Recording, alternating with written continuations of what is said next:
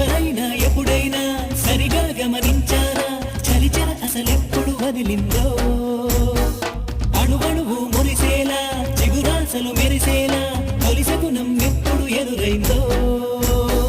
చూస్తూనే ఎక్కడి నుంచో చైత్రం కదిలొస్తుంది పొగ మంచును కోపం అంటూ తరిమేస్తుంది నేలంతా రంగులు తొడిగి సరికొత్తగా తోస్తుంది తన రూపం తానే చూసి పులకిస్తుంది